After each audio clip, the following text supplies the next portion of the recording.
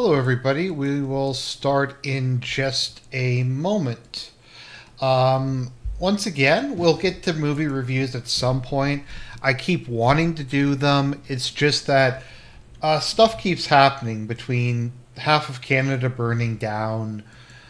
Um, we have this big meeting now in Alaska. There's some major stuff on the battlefield. I think we just need to do a bit of an update on this. We'll see though how long it winds up taking, if how long it takes to go through it. Because as always, I'm focusing. This is going to be more of a kind of a general update. If you want someone who really covers the exact day to day maneuvers of things that are going on, there's a lot of people who do that. Alexander McCurris, DMAT Military Summer Channel, Defense Politics Asia, and a lot of other guys. I more try to kind of give a not quite macro, somewhere between macro and battlefield level. Trying to look at it just where we are in the current phase of the war. So, a lot of stuff has happened in the last couple of weeks. Or even in the last week or the last couple of days or something like that. So let's see here. Okay, let's see. Has anybody said anything yet? No. Hey, Osaka. Nice to see you, man. Okay, so we'll get started in a minute. But yeah, there's been a lot of news going on. Myself, it's I guess it's okay to be back from my vacation. It's always kind of a mixed bag. Whenever I go see my parents, it's nice to see them. It's just oftentimes there's a lot of stuff to do because I'm only back in Ontario 2 or 3 times a year, so I have to go see all my family, and then the friends I do have, I have to see while I'm there. And there's just a bunch of other stuff that needs to get done. So yeah, that kind of thing. Okay, so we'll just have another minute. Did anybody want to ask anything before we get into the show? Is there, I don't know, any something or other? Something like that. 'Cause I haven't done a stream in a little while, just because I've been away in Ontario. I will say this, though. If you get a chance, I would recommend going to the Toronto Zoo. The Toronto Zoo is pretty amazing. I've been there probably over a dozen times throughout my life. And it was good to kind of go back now that I've been, know a bit more about... I've been reading a lot about animals over the last couple of years, so it was kind of cool to go see them.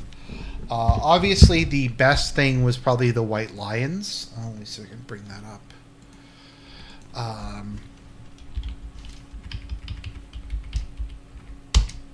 Let's see.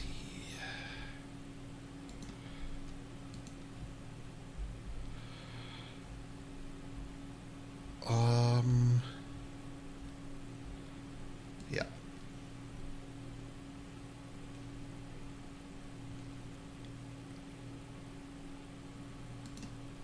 Yeah, I'd say the white lions were probably the coolest thing. They aren't albinos. It's some weird mutation, kind of with tuxedo cats or whatever, that makes them white. It's just a very kind of unique appearance that they have. Do I think Trump 2.0 is worthy of an update for Is It Fascist? Not yet. I mean, that would require me to be able to tell what he's even doing, and that's kind of beyond me at the moment. Okay, so before we get into it, let's take a look back at what I had said. So I had put this up a couple weeks back, and this was my timeline of what I think was going to happen in the Russo-Ukraine war. This was me kind of attempting to build back from where we had started off with and where we are at the present. So I had said that the Kursk offensive was the end of Ukraine's ability to effectively defend and hold the line. And that we were heading into the Russian summer offensive. Now, I said that would be from June to September. And that would basically be the beginning of operational collapse. It would mean the loss of the remainder of the fortress belt. Russia would probably reach the Dnieper, and the war might go on for months or a year. But the central government will not have really effective control anymore of it. So, okay, so we have Battle of Avdiivka, Kursk incursion. So we are right here. So what did I say was going to happen? Russia begins to push all along the front lines with diminished Western aid, exhausted soldiers, and with Russia increasingly dominant, steady progress is now being made.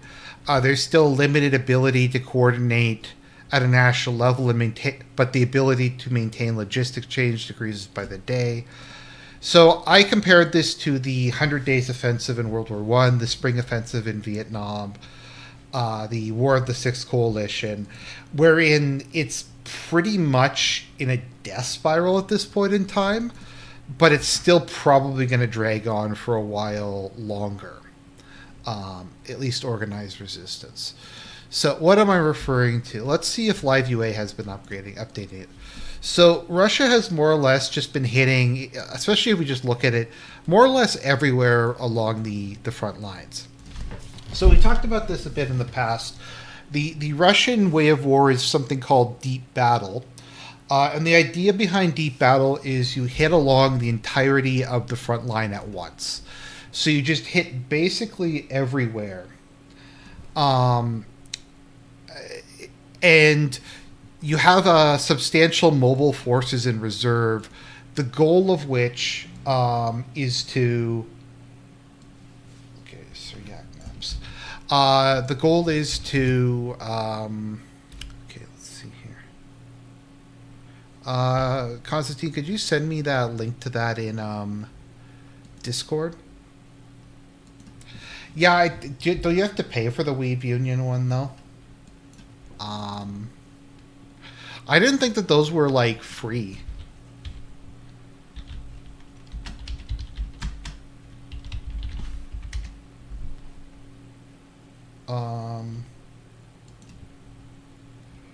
Okay, well, Konstantin, if you want to send me a better one on Discord, you can do that. We're just going to look at this for a moment. But yeah, so basically the idea is attack along the entire front line. And when a opportunity presents itself, to just move in there and just kind of crush it. And that's why you have the mobile armies. You'll have mobile divisions that'll move in and just kind of exploit the breach and make it wider. But the goal is not like in Blitzkrieg or airland battle or whatever they call it in Western ideas, to just achieve war of motion and completely penetrate to the rear and rely on movement.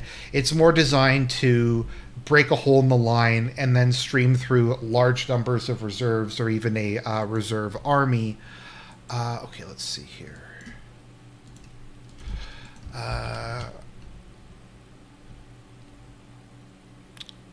Reserve army. Okay, thank you very much. That's appreciated. In order to kind of exploit the breach and let it to collapse.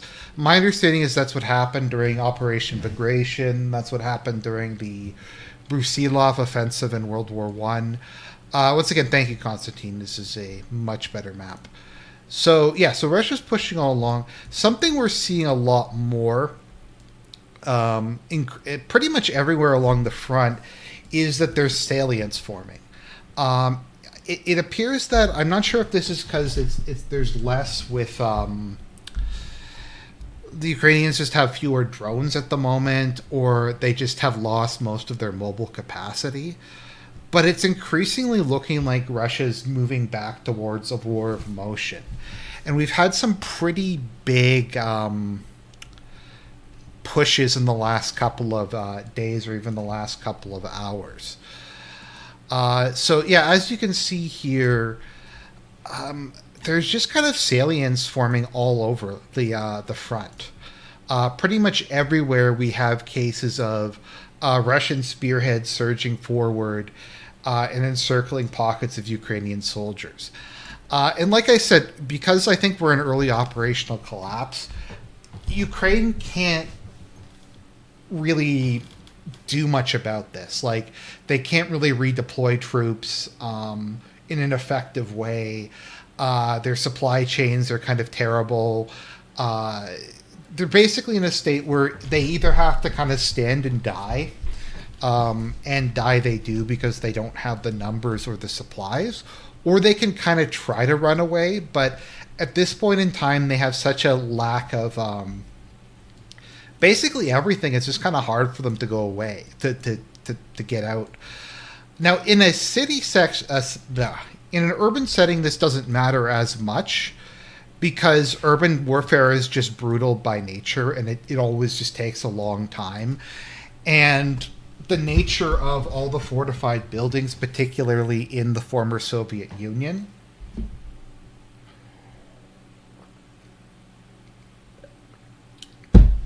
negates a lot of the firepower.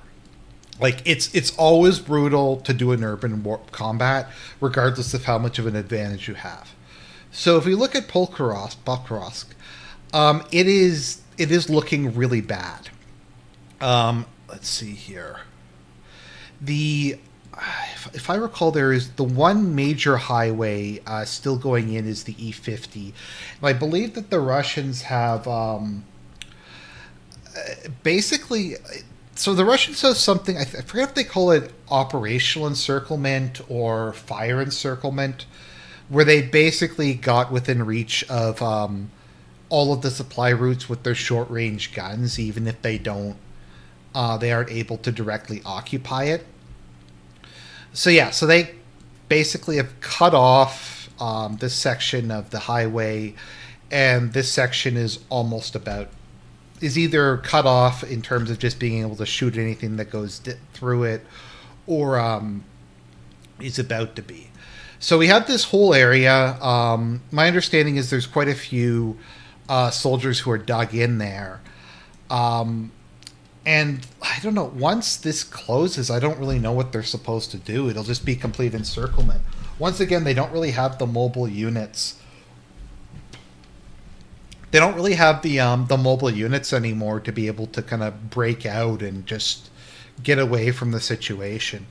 I mean, it should be always noted, back in Ukraine's Kharkov offensive, where they retook a lot of the initial ground, Russia at that time was able to just withdraw largely. Like, they lost a lot of territory in the first counteroffensive Ukraine launched. They did not take that many casualties, though, as their army was able to largely withdraw in good order. Ukraine is not in a position to do this. And you also have to keep in mind that at this point of time, encirclement equals automatically behind enemy lines. Yeah, but even if we start to look up north, like, once again, I try to focus a bit more on the macro picture and not get bogged down into it. But you can pretty clearly see, if we go all across the front lines, that salients are opening up.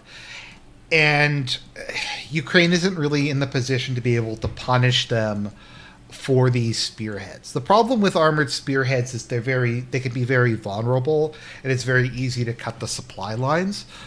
But that doesn't appear to be what's going on at the moment.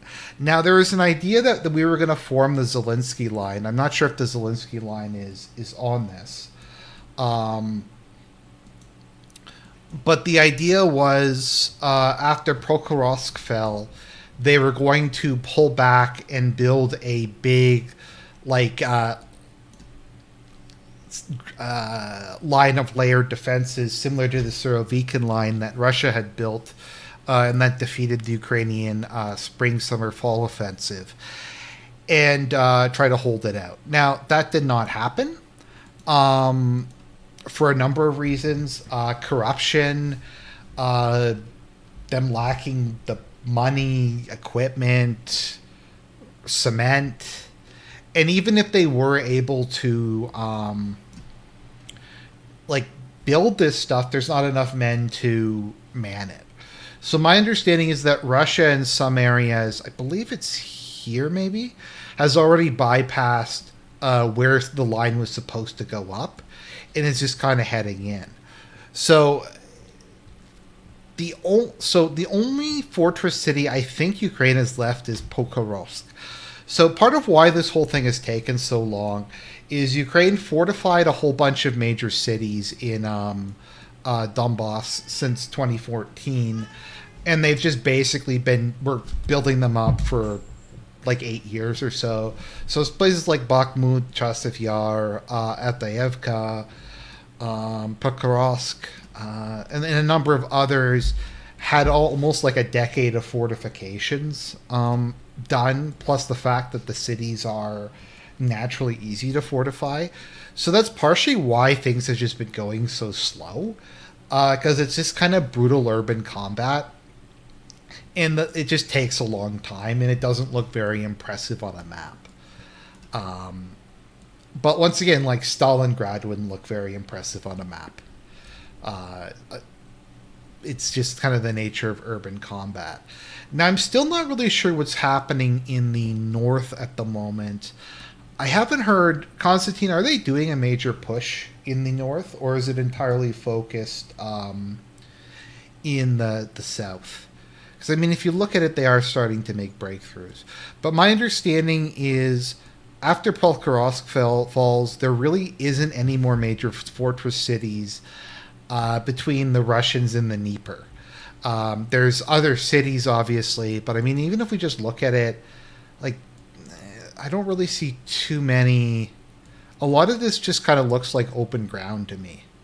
Like, it doesn't look like there's major settlements. These look like villages or small towns, which are just not as defensible as something like Bakhmut is. Sumy and Kharkov are diversions. Yeah, that's what I thought. I just always wondered if they were at some point going to go like in hard at those locations. I guess that's also what the Ukrainians thought. Because for those of you who don't know, so Russia took a bit of territory in the Kharkov and Sumy region. Not a ton, but a little bit. And there was always a lot of speculation as to why this was the case. Was this preparation for a bigger assault? Were they going to... was this for a bigger assault? Were they going to, I guess, kind of go in and try to open up a new front and actively maybe try to take Sumy or Kharkov or something like that? And that was one kind of school of thought. And then like another school of thought was it's just purely a distraction, and it's to get the Ukrainians to split their forces and send them up to places where they're not particularly useful. So that is the kind of the different strategies off of that. Sumy and Kharkov are also heavily mined. Okay, interesting. It is though often kind of hard to tell because of how much corruption there is and general incompetence. So the situation's bad, and we've begun seeing in Western military journalists, and you can watch Alexander Mercouris on the Durand for this. I'm not going to go too much into it, but even some of the more like hardcore, like super pro Ukraine ones have started to realize, yeah, this situation's bad. This situation is really, really bad. And we're bringing back the whole ceasefire narrative again. So we're going to see how that goes. Once again, before we get into the whole Alaska thing, I don't know what Trump is doing. His whole second term is so weird because I think he's done a lot of decent stuff domestically. I don't think his domestic policies have been that bad, but his foreign policy is just like a complete dumpster fire. As a lot of people have said, when he was heading into this, he could have just walked away. He could have taken the Dark Lord ending at the end of Dark Souls 1 and not linked the flame. Let's see here. Let's take a look at this. This is what Trump could have done. Okay.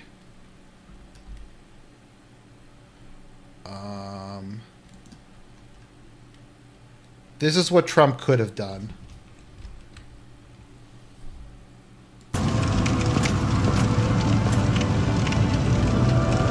My Lord, bless thy safe return. Those are the Israelis. Let Kath and Fraft serve your highness. We are here to serve your highness.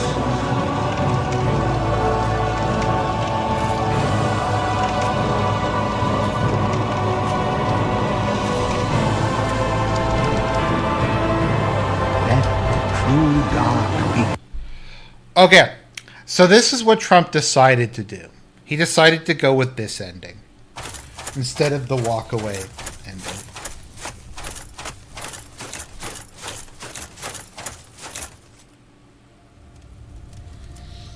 He decided that he would link the Ukraine flame, that he would tie his political capital to the entirety of the whole Russo-Ukraine war, and that would be his legacy.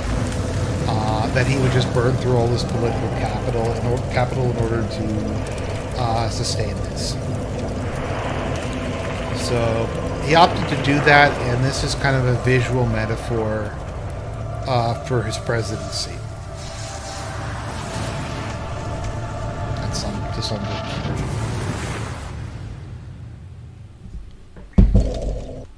So he decided to do that.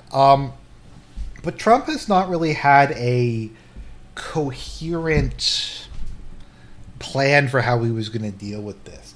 Once again, I like to say it is like he's kind of a tsundere towards Putin, because one day he's like, "Oh, Putin, you're so awesome. You're my favorite guy." And then the other day he's like, "No, Putin, you lied to me. You betrayed me, Putin. You're mean. You're not nice."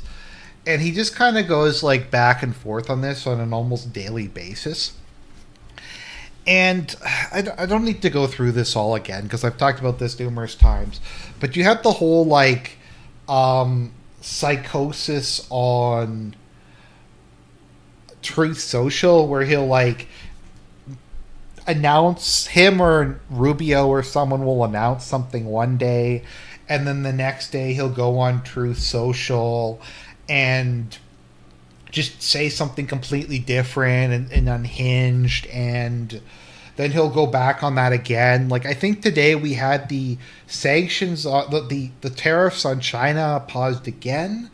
Did the tariffs on Canada get paused? I don't even know. The whole tariff thing makes no fucking sense. If someone can explain to me, like, what the entire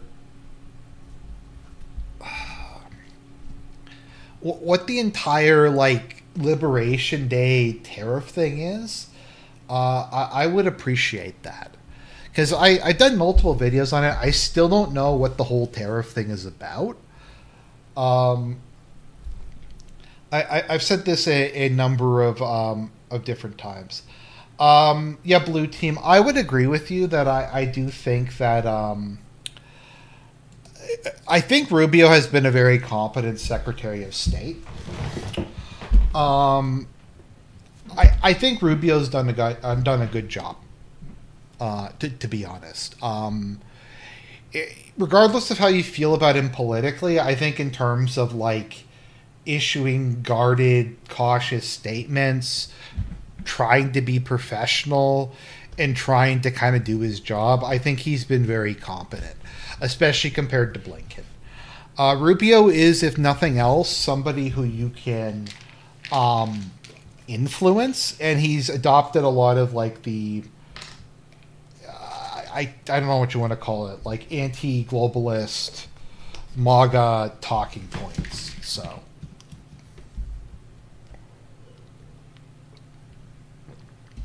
most of his problem comes from the fact that his boss just kind of does it.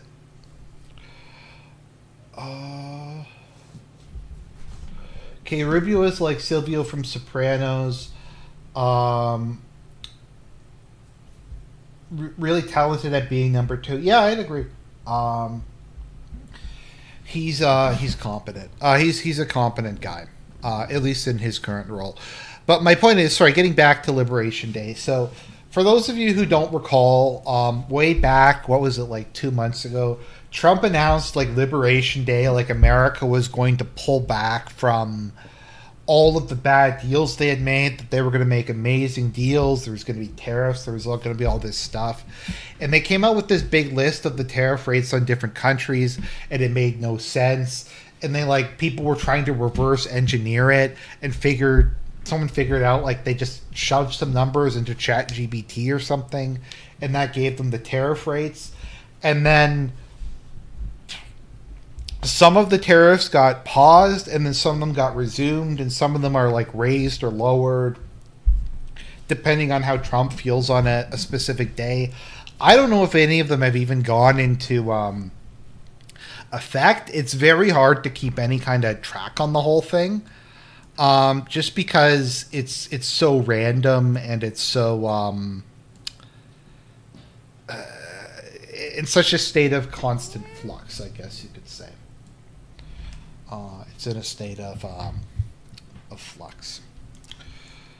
So yeah, I don't know what's going on with the whole tariff thing. I don't think Trump knows either. As I've said, and I will keep repeating it, I think what Trump should have done was a 10% across the board tariff, maybe 15%. I'm not an economist.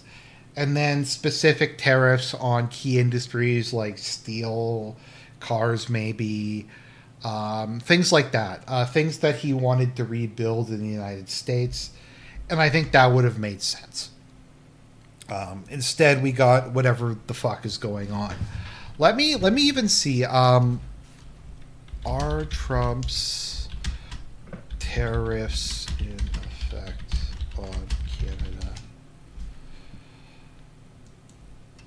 Carney says trade with the U.S. is still mostly tariff-free. I know here in Canada, pretty much everything now has like tariff affected or not tariff infected.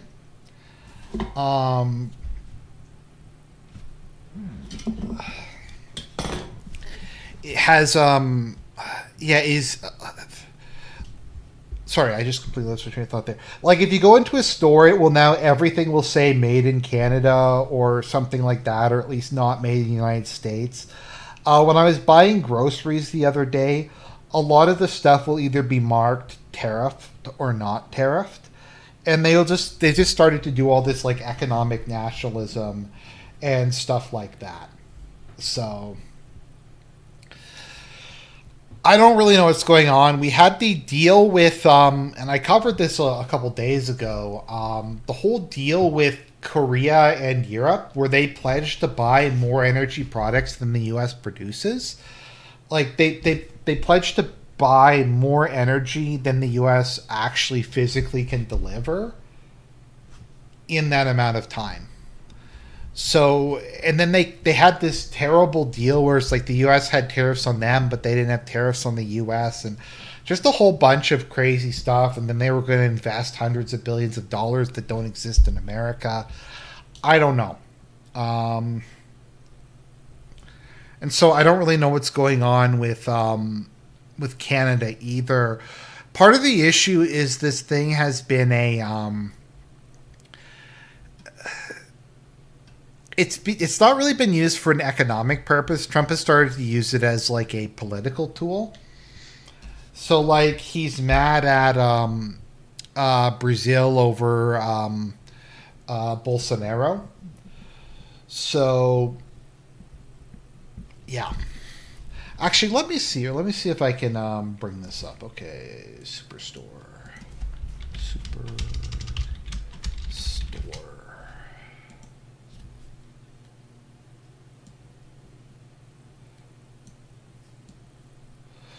Give me a second. I'm just seeing if it says that on the items at Superstore. Because I think I'm trying to remember what store it was that it said it on.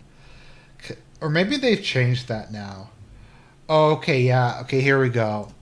We got the Cope one. Prepared in Canada. That's the new one we got. Prepared in Canada. Coca-Cola is a Canadian product, allegedly. Let's see here.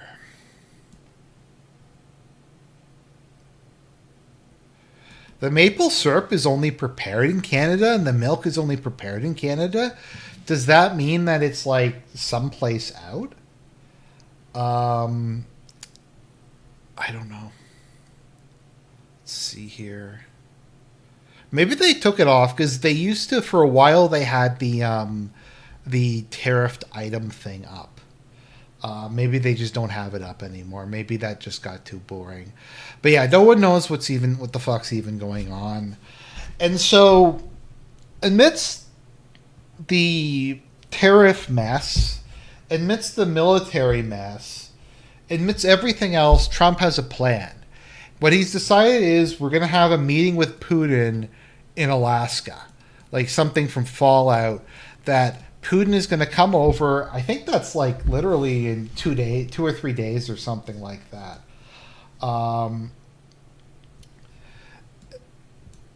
Yeah, you're right, Jake Snake. That's what they do. Is it'll be an American company, but it'll theoretically have been like the burger will be made in the U.S., but they'll cook it in Canada, so it's prepared in Canada, or something like that.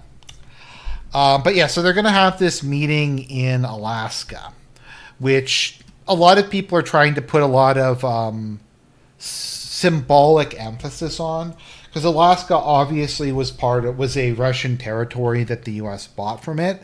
So people are going, well, maybe is this a sign that Trump is going to give up Alaska? I've seen some like liberals say that Trump's going to give Putin Alaska. Trump is going to completely, Trump is going to completely just give away all of Ukraine, like Russia gave away Alaska to America. It was a property deal that Trump's trying to make a agreement with Russia in a piece of property that was purchased in a real estate deal. I'm seeing all kinds of stuff like that. Probably just because it's somewhat, it's probably about as close to neutral ground while being in one of the countries as possible. I had thought that they were probably going to meet in Abu Dhabi or the UAE. That was kind of the logical place, but they decided not to do that for some reason. So Putin will be coming over to Alaska. So I think this works because obviously it's not very far from Russia. Putin doesn't have to worry about flying over territory that Ukraine might be able to pull some shenanigans with. He doesn't have to worry about flying over any countries with the International Criminal Court arrest warrant, and it's not that close to just American centers of power. So hopefully Putin will just be able to come in, they'll have the meeting, and then he'll go home. Now,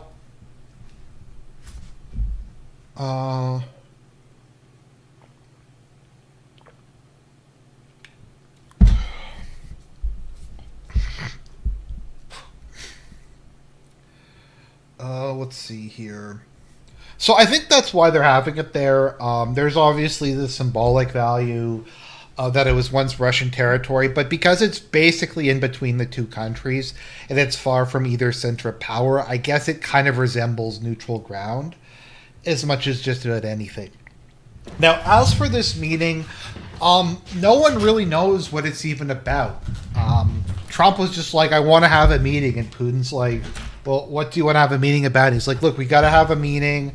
I'm the deal maker. I had a book ghost written for me called Art of the Deal. I'm going to work my Art of the Deal magic on Putin. Which was basically what he said. So Putin's like, okay, fine, we'll have this meeting in Alaska. And then almost immediately after that, we've gone back into the full-on Trump drama mode. Europe is having a meltdown. They're like, he can't do that. He can't talk to Putin. When you talk to your enemies, they win. Now, Alexander Mercouris made a interesting point that the Europeans do not seem concerned about this whole situation, actual collapse on the battlefield, but they are really, really scared that Trump and Putin are going to talk to each other. And Trump has already downplayed expectations, and he said, okay, we aren't going to actually make a deal. This isn't going to be a treaty to end the war. We're just going to talk about something to see if there's a possibility that something can be done at a different time that could have been done over the phone. I don't really know. I don't know if, like, what Trump thinks is he's just going to look Putin in the eye. He's going to, like, give him a nice firm handshake and Putin's going to withdraw from Ukraine, or what the plan is. But that is the logic, I guess, at the moment, or as close to logic as we're realistically going to get. By the way, note on the UK, I should do a video on this. I looked it up. It is actually, I was running through ChatGPT. I got them to do some calculations for me. Yeah, the UK does arrest way more people for political crimes than Russia does, or China does. I think per capita, the UK arrests more people for political crimes than either China or Russia does. I think they arrest more people in absolute terms than Russia does. I think it's like not even close. It's like several times higher. Now the cope is that the punishments are more severe in Russia, whereas in UK it's like you might get a couple months in jail. But in the UK, like, that's not really necessarily even the point. The point is to put you with this stain of the stain of being marked a racist, so you'll become unemployable and die in the street. Like, that's really what it's about. It's not about, like, whatever the tiny fine is, or that you go into jail for like a month in a minimum security prison, or something like that. It's you'll get fired from your job and you'll get blacklisted because you're known as a racist now. And that's just the way that the UK is. And just as a side note, so I've been trying to do research into this because I don't think there's another example of this in human history. So in the UK, they've increasingly been banning knives.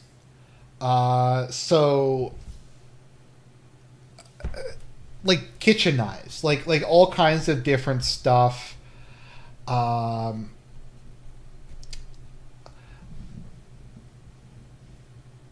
I lost my train of thought there. I'm just gonna not look at the chat. They've increasingly, like, they ban machetes. They're starting to ban the sale of, like, larger kitchen knives. I think they're starting to require, like, they have blunted tips or something like that. I looked it up. It is illegal in the UK to have a toolkit in your car unless there's an immediate reason for it, because so many people have been stabbed to death with screwdrivers, literally. So if you happen to... Now, to me, most people I know growing up have a toolkit in their trunk. I don't know if people, like, that's their experience too. Most people will have a basic toolkit in their trunk because why not? Because you might need to fix your car, you might need to fix something else. It's not that heavy, it's very useful to just have around in case you need it. In the UK, though, that is illegal because that is considered the equivalent of, like, you walking into a movie theater with a like a fully loaded assault rifle, or something like that. Yeah, they arrested a guy with a gardening trowel. So I was trying to figure out if there's any case in human history of banning people from owning kitchen knives, and I have not been having much luck in trying to, like, ban kitchen. Can anyone think of one? Like, there's countries that have banned private ownership of weapons. Like, that's not that weird. But, like, kitchen knives? Really? I can't. I've never heard of such a thing. I was having trouble even, like... I think when I looked it up, sometimes if there was an active rebellion, and there was, like, a mass insurgency, sometimes they were taken away.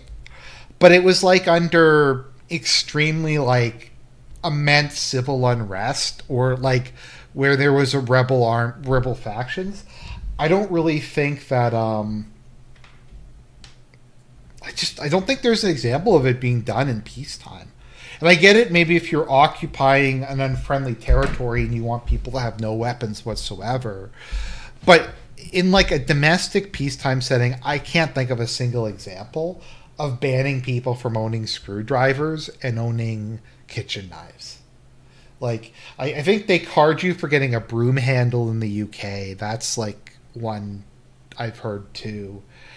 The UK is kind of hellish, and it's sad because it's such a beautiful country. If you ever get a chance to go there and just, oh, it's just so like, let's see here. Like when I was there, I went to the White Cliffs of Dover have to be one of the most beautiful places on earth. It's absolutely incredible.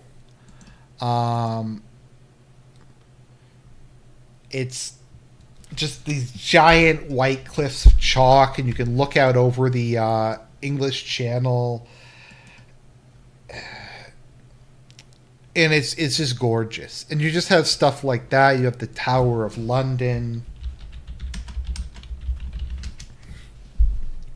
beautiful castle. There's all kinds of just really like cool stuff in the UK, but it's just it's one of the most oppressive countries on earth.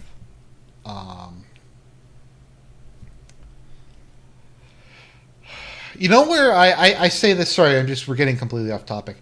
I would not mind, like, if I had to retire somewhere else in the world, maybe to retire to like, is it Kent in southeastern England?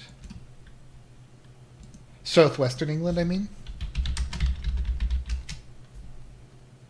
No, that's in southeastern England, not southwestern. What is it in southwestern?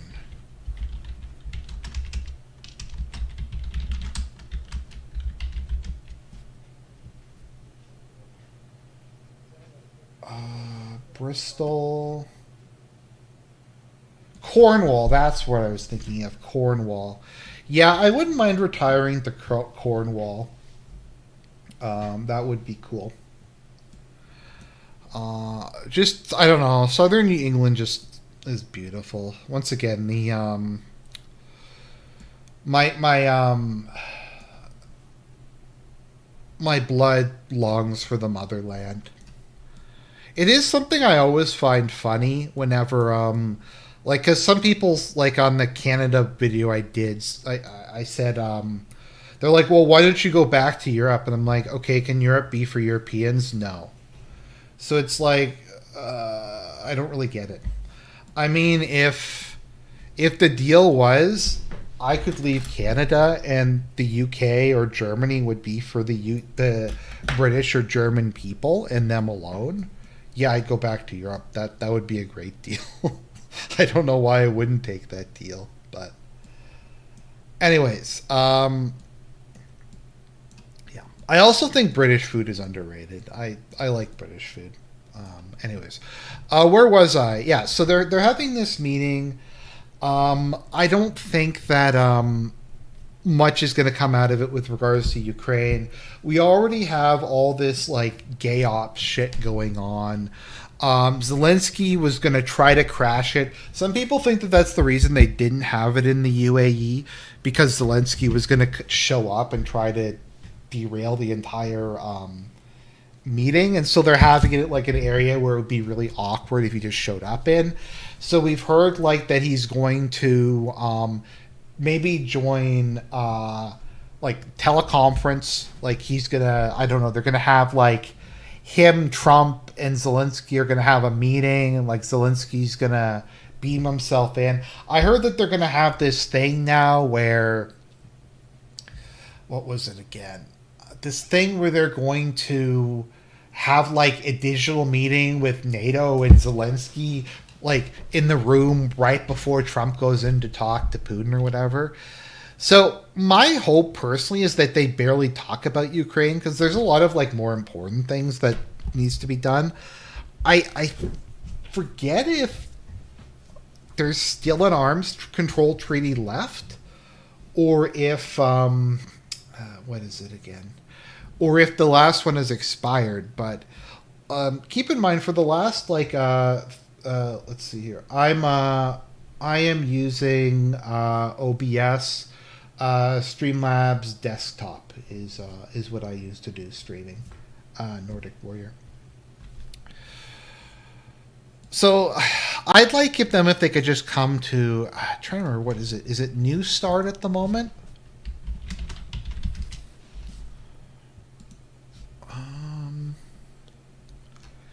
Is this? Yeah, this is the last one in place.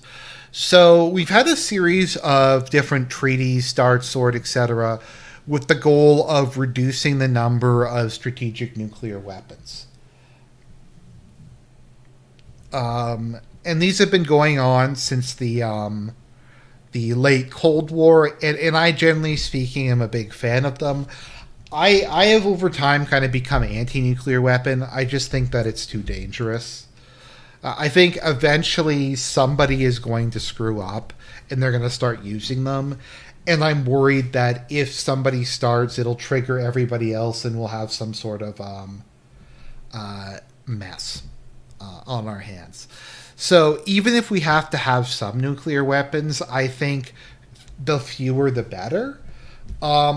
Fewer nuclear weapons, fewer ICBMs means that there's fewer things that could potentially go wrong. So I think that these are very positive, and I was kind of hoping that they keep doing these. Let's see here. Where are we? So we had this treaty. This treaty is about to expire. The other issue with it is that the U.S. and Ukraine took advantage of some of the long-standing practices of these agreements. Like the Russians leave their strategic bombers out on runways unguarded because they as a sign that they're not loading them with strategic nuclear weapons. But that kind of went by the wayside. So it'd be nice if we could have like another a successor to this, and they keep working on reducing the number of nuclear weapons.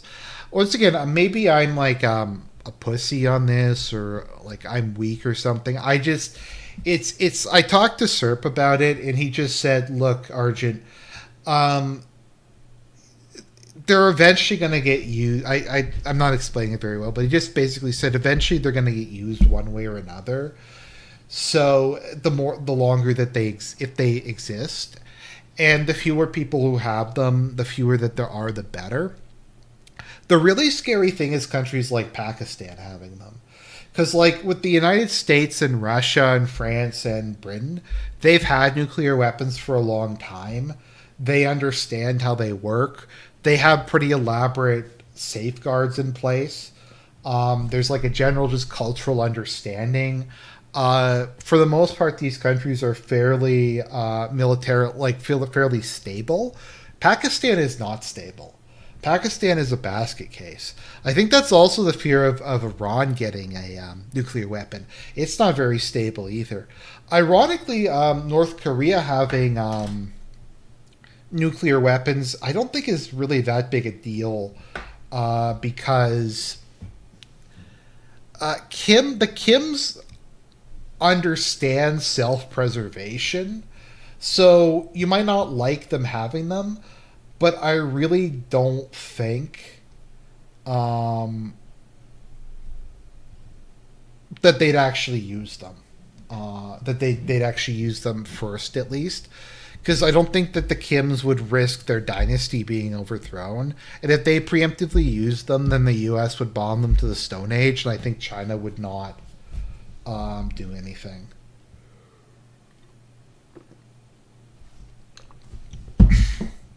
Yeah, Trump fucked the whole Iran thing.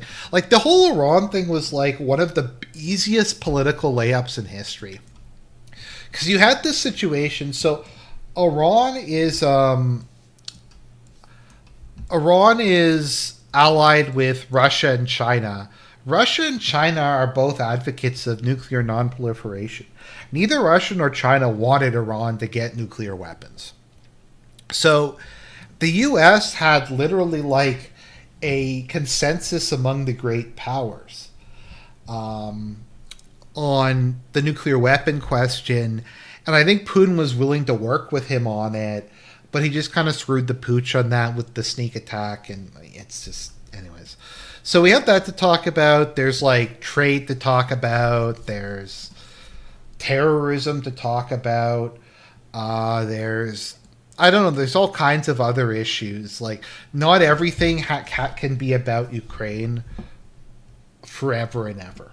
Like there's other things that the great powers have to talk about, and hopefully they can do some of that. So do I think anything is actually going to be accomplished here? Probably not. I do think it is positive though that they are at least talking. Yeah, I don't really get why the Obama-Iran deal was so bad. I maybe need to look into it a bit more, but I don't really. I never really got why that was the worst deal in the history of deals or whatever. But yeah, so that's gonna happen.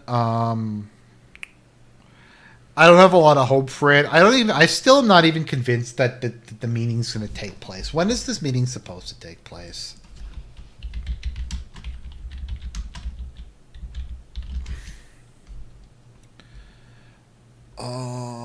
Let's see here. Is it Thursday, I think, that they're meeting in person?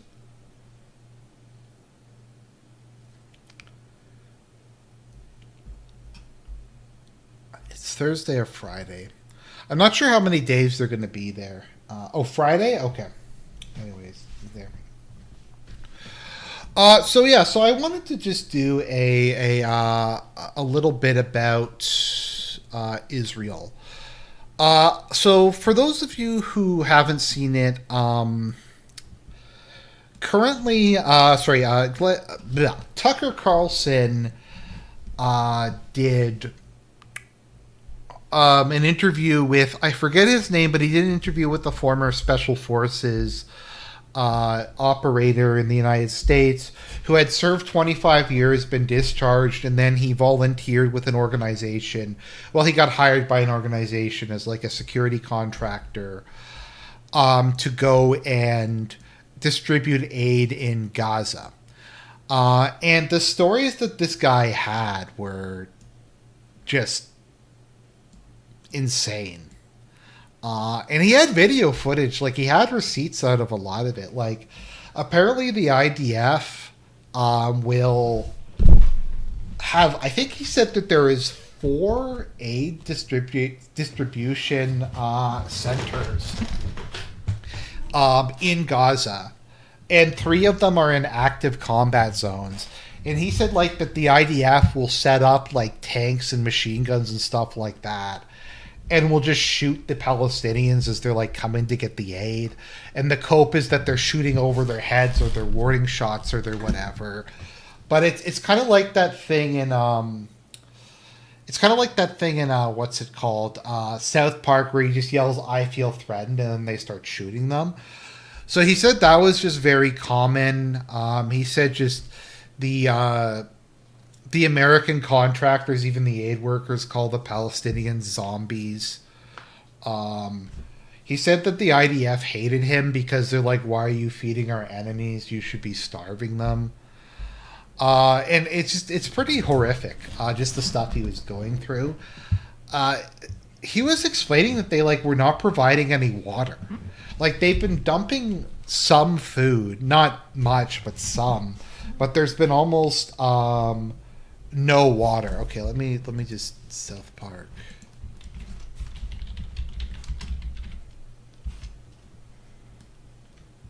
No.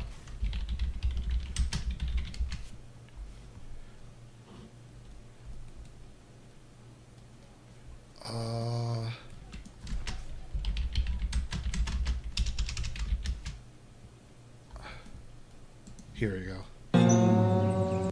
Just a technicality. What do you mean? You see, boys, the Democrats have passed a lot of laws trying to stop us from hunting. Democrats piss me off. They say we can't shoot certain animals anymore unless they're posing an immediate threat. Therefore, before we shoot something, we have to say, it's coming right for us. Wow, you're smart, Uncle Jimbo. Jimbo, look. Oh, it's a deer. Looks like about a 46 gauge, Ned. It's coming right for us! Kick ass! Did you see that? I was in peril by that ferocious charging buck. Oh, rabbit, fine. So anyways, so they had that. Is kind of what it's going on. And just the whole thing is just terrific. Netanyahu has declared there is no starvation in Gaza.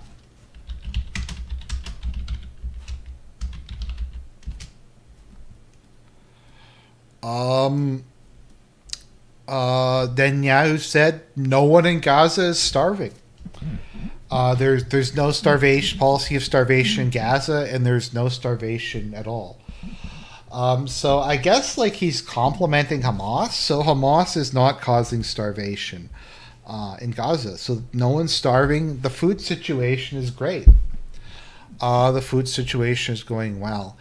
So as I was like listening to this, and I was just hearing the tales of the skeleton Palestinians and how they have to walk like 8 hours to get to the aid camp, and then the Israelis will just shoot them, and just how horrific the whole thing is. I started to think to myself, I'm like, this kind of reminds me of like another historical event where like another Semitic people were shoved into a concentration camp and starved to death and shot at and exterminated and removed because they were a problematic population.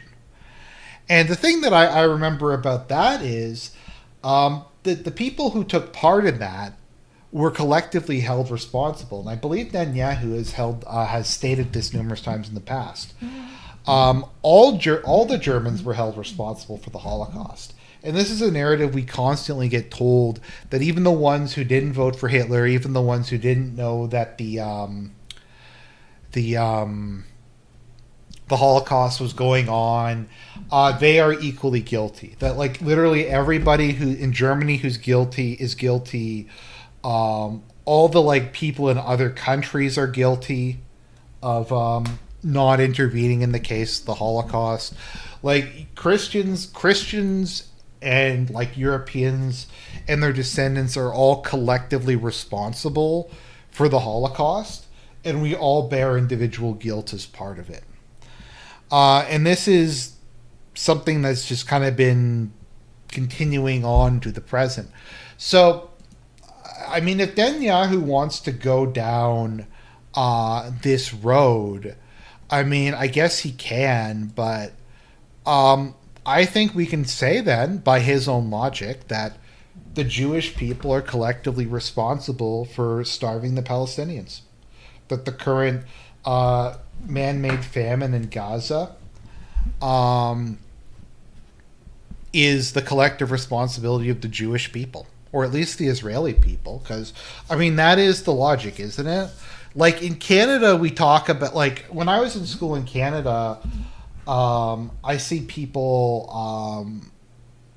talk about, like, Juneteenth. People talk about slavery. I've increasingly seen, like, Canada blamed for slavery, and we have to talk about the Confederacy, and we have to tear down, like, Black Lives Matter is a thing in Canada because of the Civil War, and just all that stuff. So, like, if white Canadians are personally responsible for slavery in the U.S., despite the fact that it was not really even, like, practiced in Canada to any degree, then, yeah, all the Jewish people are responsible for what's happening in Palestine. I don't see how you can have one but not the other. Like, all white Americans, even though none of them have own slaves. None of their parents have. Probably none of their grandparents have at this point in time owned slaves. But all white Americans are guilty and owe reparations to blacks over the whole slavery issue. Jake Snake, I'm increasingly inclined to agree with you that something was going on with October 6th. That there was some gay ops going on or some kind of shenanigans. But there's that. There's also just the whole, like, and I get that this is hypocrisy, but like we have to call it out all the same. Does anyone remember, like, Never Again, We Will Not Forget, that, like, people will not allow something like this to happen once more, and just stuff like that. I thought, like, I've been hearing this my entire life. So I'm hearing people do the cope. Well, what's his name was doing this. Mearsheimer and Tucker were doing this. They're like, well, there's some Israelis who don't support this. They're the minority, and they lose, but they don't support this, so we can't say that this is a Jewish problem. And I'm not even saying it's a Jewish problem. I'm saying by their logic, by what they have advocated for the last 60 years, what they have used to force hate speech laws, to censor people, to ruin people's lives, by their own logic, they are collectively responsible for what's going on in Gaza at the moment. I mean, I don't know, like, if somebody wants to, like, once again, I don't need people to, like, agree with me on everything. If you think that I'm, like, exaggerating or whatever, feel free, and I'll try to respond to it. But I don't see how, by the logic that the German people are collectively responsible and are still collectively responsible for the Holocaust, that the Jewish people are not collectively responsible for what's going on in Gaza at the moment.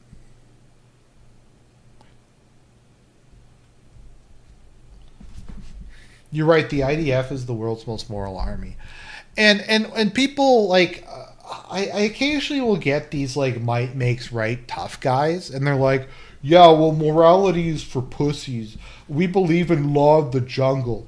Israel's based because they're willing to use force to kill their enemies and stuff like that. It's like, okay, well, that's kind of a psychopathic thing to say. Like, I get that we get angry and we talk about, like, wanting to kill drug dealers or whatever, and I get that. But, like, at a basic level, like, I don't really want to live in a world that's run by the law of the jungle, where you can just exterminate and kill people whenever you want to take something. I'd rather have, like, a little bit of civilization. I mean, like, there's that aspect to it. But it's not even, like, law of the jungle. It's not even, like, might makes right. It's not Israel's might makes right. It's America's might makes right. And that's kind of my biggest issue, and I think this is more or less what, the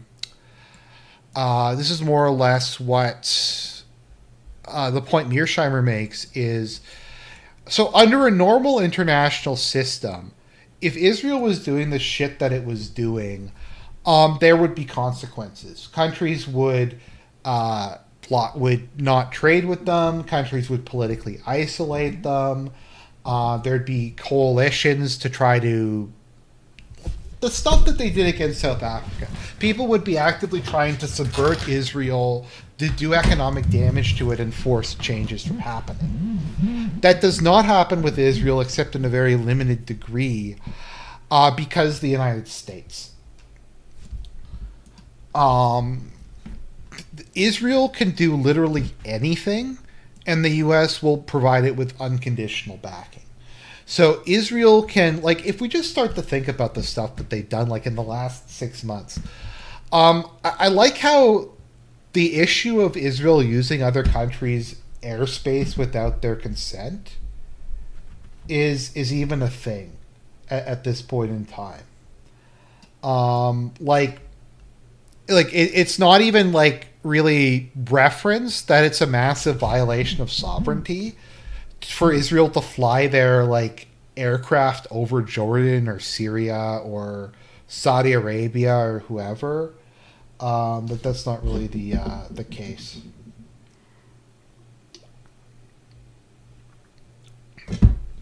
Oh, thanks, Jake Snake. I appreciate that. I'm going to be doing another video kind of similar to that. I do want to get back to, like, because I have the Yang video I've been trying to work on, but I'm doing a review of Lost in Translation, which I watched on the plane back. And I think it's kind of a good follow-up to the other video I did. So we're going to do that. They'll probably be up in a day or two. Yeah, but that's not even a question. Like, Israel is able to just, like, attack Syria, to just bomb Iran, to bomb Iraq, to carry out assassinations in other countries, carry out terrorist attacks in other countries, blow up embassies, all this kind of, like, sleazy stuff. Like, we also had Trump say that he faked negotiations with Iran in order to, like, let their guard down so Israel could sneak attack them. Like, we have crazy shit like that. And they just get away with it. And normally, like I don't think Assad even fired at the Israeli jets. Like, the Israeli jets would fly over Syria and they weren't allowed to shoot back. Like, if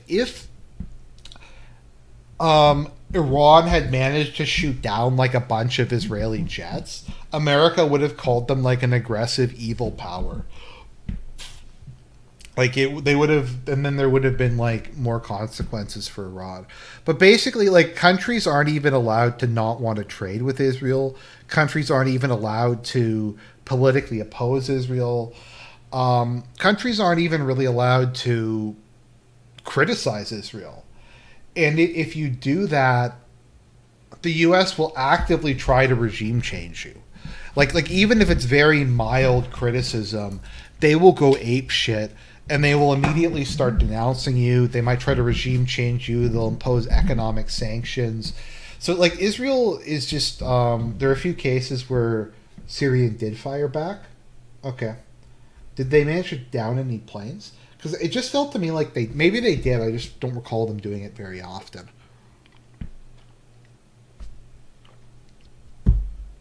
I do feel in the case with America bombing the one nuclear site that they deliberately did not attempt to shoot down the bombers and just kind of let it happen.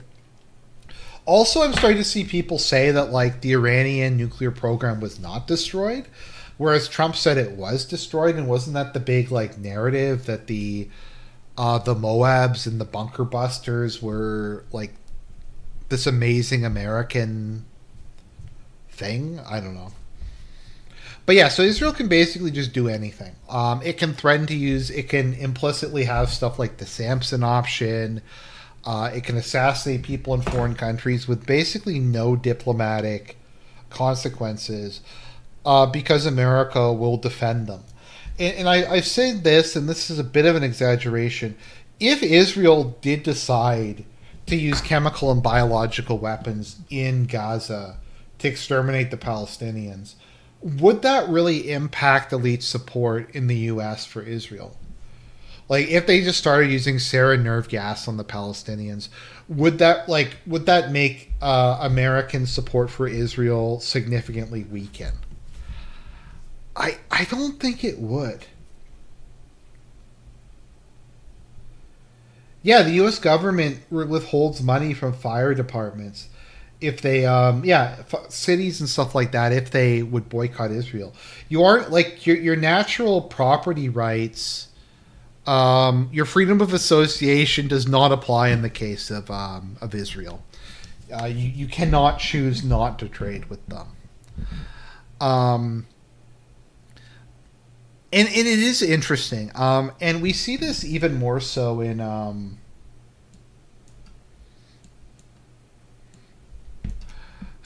Canada. So in Canada, at least in my experience, I'd say about 80 to 90% of the population is pro-Palestine, often, like, overwhelmingly or fanatically pro-Palestine.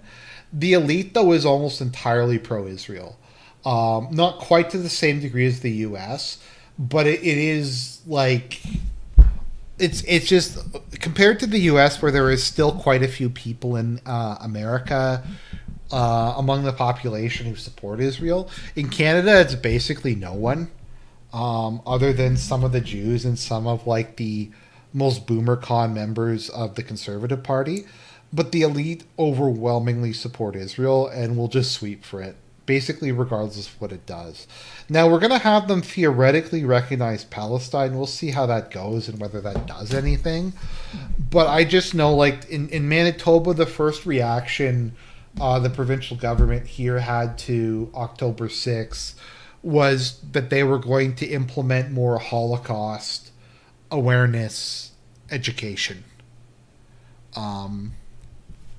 Because that was just the way that that was the decision they made. Anyways, I think that covers it. I hope people enjoyed it. Sorry if this was a bit rambly.